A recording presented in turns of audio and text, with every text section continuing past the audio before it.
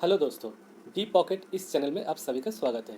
आज हम लोग बात करने जा रहे हैं एक ऐसी कंपनी के बारे में जिसका मार्केट कैप सिर्फ 200 करोड़ के आसपास का है और स्टॉक का प्राइस के हिसाब से देखा जाए तो ये एक पेनी स्टॉक है जिसमें अपना रिटेल इन्वेस्टर बहुत ही इंटरेस्ट दिखाता है।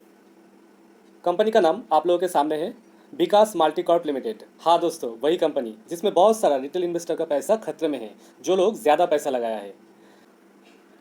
कंपनी ऑफर करता है polymers and polymer additive related chemicals और speciality chemicals. So company chemicals और साथ ही साथ प्लास्टिक सेक्टर से जुड़ा हुआ है। अभी हम लोग कंपनी का फंडामेंटल देखेंगे जिससे पता चलेगा इन सब कंपनी में पैसा लगाना चाहिए या दूर रहना चाहिए। दोस्तों, अभी हम लोग आ गए हैं स्क्रीनर के ऊपर। अभी हम लोग कंपनी का कुछ इंपॉर्टेंट डेटा देखेंगे और उसके बाद कंपनी से जुड़ा हुआ कुछ न्यूज़ है वो भी डिस्कस करेंगे। सबसे पहले देख लेते हैं कंपनी का मार्केट कैप जो 222 करोड़ है। कंपनी का करंट प्राइस 3 रुपया 35 पैसा। स्टॉक का अगर पी देखें तो ये बहुत ही ज़्यादा है, 1389। इससे पता चलता है कंपनी का अभी जो करंट प्राइस 3 रुपया 35 पैसा है ये बहुत ही ज़्यादा है। पी के हिसाब से कंपनी का प्राइस कुछ पैसों में होना चाहिए। आगे देख लेते हैं कंपनी का जो ROCE है वो 8.08% है और ROE 3.07%। आज के डेट में एक FD से भी कम रिटर्न दे रहा है। कंपनी में डेट है जो 40 करोड़ के आसपास है और कंपनी का टारगेट है कंपनी 2022 तक डेट फ्री हो जाएगा, लेकिन ये पॉसिबल है कि नहीं आगे हम लोग देखेंगे। कंपनी में जो रिजर्व है आप लोग देख सकते हैं वो नेगेटिव है जो -12.8 करोड़ रुपीज़ है। दोस्तों, अभी हम लोग देखेंगे कंपनी का जो प्रॉफिट एंड लॉस है उसमें कंपनी का जो सेल्स का ग्रोथ है मार्च 2015 में कंपनी का जो सेल्स था वो 81 करोड़ के आसपास था। उसके बाद मार्च 16 में 93, उसके बाद 17, 18 और मार्च 2019 तक अगर देखा जाए तो 215 करोड़ तक पहुंच गया था। इस समय अगर देखा जाए 81 से सीधा 215, तो हम लोग कह सकते हैं कंपनी का जो सेल्स का ग्रोथ था वो बहुत ही अच्छा चल रहा था। लेकिन सडनली अगर देखा जाए 2019 के बाद मार्च 2020 में 215 करोड़ से सीधा एक अच्छा खासा ड्रॉप हुआ है और वो आ गया है 155 करोड़ तक। 215 से सीधा 155 करोड़। उसके बाद हम लोग देख लेते हैं कंपनी का जो नेट प्रॉफिट है वो भी 42 लाख से 2019 तक बढ़ के हो गया था 2 करोड़ के आसपास और 2020 में आप लोग देख सकते हैं 2 करोड़ से 1.4 लाख तक हो गया था। सो सेल्स में भी गिरावट आया था तो नेट प्रॉफिट में भी हम लोग उसका इफेक्ट देख सकते हैं। और जो 2021 का एस्टिमेटेड है उससे पता चलता है कंपनी का जो सेल्स और कंपनी का जो नेट प्रॉफिट वो पिछले साल 2020 से भी कम होगा। तो इससे पता चलता है कंपनी में कुछ प्रॉब्लम है जिसके कारण कंपनी का सेल्स और नेट प्रॉफिट दोनों ही नीचे जा रहा है। अगर EPS देखें कंपनी का, आप लोग देख सकते हैं कंपनी का EPS पहले अच्छा ही था छोटा कंपनी के हिसाब से 1.3, 2.22, लेकिन धीरे धीरे ये भी कम होता जा रहा है और आने वाला जो 2021 का जो रिज़ल्ट आएगा उसमें शायद हम लोग को ये अर्निंग पर शेयर माइनस में भी जाता हुआ देख सकते हैं। हम लोग थोड़ा नीचे जाते हैं, बैलेंस शीट में हम लोग देखेंगे कंपनी का जो रिज़र्व है वो मार्च 2015 में आप लोग देख सकते हैं लगभग 19 करोड़ के आसपास है।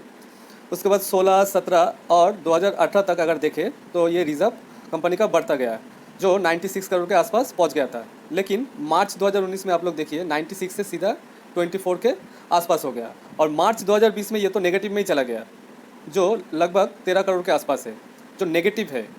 और कंपनी का अगर बोरोइंग देखें वो भी आप लोग देख सकते हैं मार्च 2015 से जो 9.6 करोड़ था वो सीधा बढ़ता गया, कभी कम नहीं हुआ है।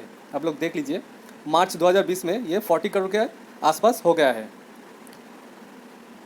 हम लोग अभी थोड़ा कंपनी का कैश फ्लो भी देख लेते हैं। कंपनी का जो नेट कैश फ्लो है वो आप लोग देखिए मार्च 2015 में 0 था, लगातार 3 साल 0 था। उसके बाद मार्च 2018 में माइनस हो गया है, -0.2। लेकिन मार्च 2019 में सडनली कंपनी का जो कैश फ्लो है वो 1.42 जो पॉजिटिव हो गया था। फिर से मार्च 2020 में देखिए कैश फ्लो -1.33। इससे पता चलता है कंपनी का बिजनेस अभी उधारी पे चल रहा है। और कुछ रेशियो भी देख लेते हैं। ROCE हम लोग पहले देख चुके हैं। डेटर्स डे देखिए मार्च 2015 में 42.31 था, अभी वो बढ़ के 273.44 हो गया। मतलब डेटर्स डे एक कंपनी का जितना ज़्यादा होगा उतना ख़राब है क्योंकि उसको पेमेंट उतना लेट से मिल रहा है। सो हम लोग कह सकते हैं कंपनी का जो रेशियो है ये भी ठीक नहीं है।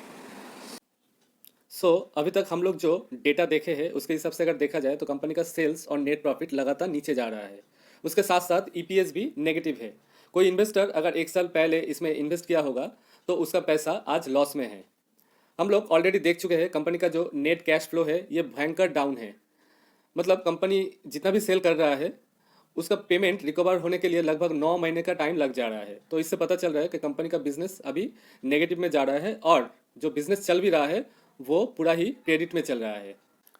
तो चलिए हम लोग अभी कंपनी का शेयर होल्डिंग पैटर्न देख लेते हैं, जिसमें आप लोगों को कुछ शॉकिंग डेटा देखने को मिलेगा। प्रोमोटर्स के पास सितंबर 2020 क्वार्टर में 53.50% होल्डिंग था, जो दिसंबर 2020 क्वार्टर में 33.72% हो गया है। लगभग 19% स्टेक प्रोमोटर ने बेच दिया है। ये डेटा देख के तो लग रहा है प्रोमोटर इस बिजनेस से एग्जिट कर रहा है।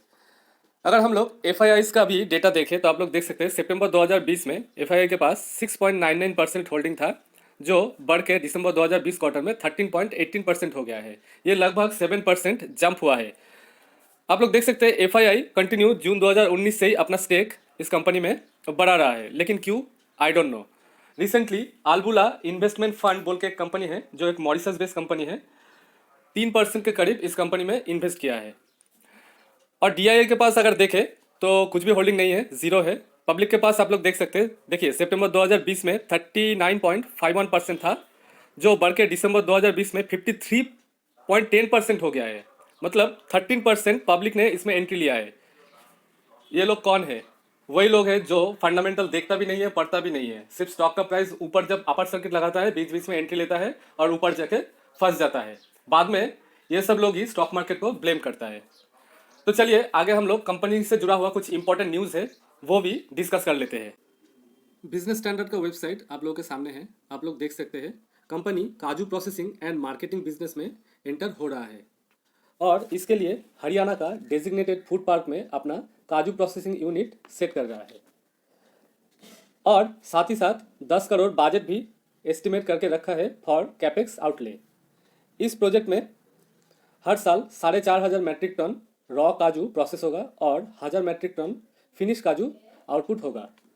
कंपनी अपना बिजनेस एक्सपेंड कर रहा है और एफएमसीजी बिजनेस में कदम रखने जा रहा है, लेकिन कंपनी का जो ऑलरेडी बिजनेस है उसमें अभी भी कंपनी लॉस में है। हम लोगों को देखना होगा कंपनी अगर न्यू बिजनेस स्टार्ट करने जा रहा है तो इसके लिए शायद कंपनी को और भी लोन भी लेना पड़ सकता है और कंपनी के पास ऑलरेडी 40 करोड़ का लोन है, तो इसमें कंपनी का डेट आगे बढ़ सकता है। इसके लिए हम लोगों को कंपनी के ऊपर नज़र रखना पड़ेगा। और एक न्यूज़ हम लोग देख लेते हैं, आप लोग देख सकते हैं बिजनेस स्टैंडर्ड का ही न्यूज़ है। Board of Vikas multicorp approve fund raising up to ₹100 crore. आप लोग देख सकते हैं ये फरवरी 8 2021 का न्यूज़ है। बोर्ड 50 करोड़ जो फिगर है आधा राइट इशू द्वारा लाएगा और बाकी जो 50 करोड़ वो आदर्श वे में रेज करेगा। शायद ये कंपनी बिजनेस को बढ़ाने के लिए भी ये फंड रेज कर सकता है। आप लोग देख सकते हैं investing.com में पब्लिश हुआ और एक न्यूज़ है आप लोगों के सामने। आप लोग देख सकते हैं कंपनी का जो इंटेंशन है 2022 तक कंपनी डेट फ्री हो जाएगा और ये न्यूज़ पब्लिश हुआ है 29/12/2020 में। आप लोग देख सकते हैं Vikas multicrop started paying back debt to State Bank of India, reduce limits to 72 million rupees. और इसके साथ साथ कंपनी डेट रिडक्शन प्लान जो है वो क्या है, प्रोमोटर अपना स्टेक सेल करके कंपनी अपना जो डेट है उसको कम करने वाला है। ये कभी कभी किसी किसी कंपनी के लिए अच्छा भी होता है और किसी किसी कंपनी में ये खराब भी हो सकता है। इन फ्यूचर अगर हम लोग इसमें इन्वेस्ट करना चाहे तो फिलहाल अभी जो कंपनी का कंडीशन है इसमें मेरे ख्याल से अभी इन्वेस्टमेंट का कोई जगह नहीं है। इन फ्यूचर कंपनी का डेटा अगर अच्छा होगा 2-3 साल में, अगर कंपनी अच्छा करेगा तो हम लोग आगे इस कंपनी के बारे में सोच सकते हैं। आज के लिए बस इतना ही। अगर वीडियो अच्छा लगा तो इस वीडियो में आप लोग कमेंट ज़रूर कीजिएगा, इस वीडियो को शेयर कीजिए, लाइक कीजिए और मेरे चैनल को सब्सक्राइब कीजिए। Thank you very much, have a nice day.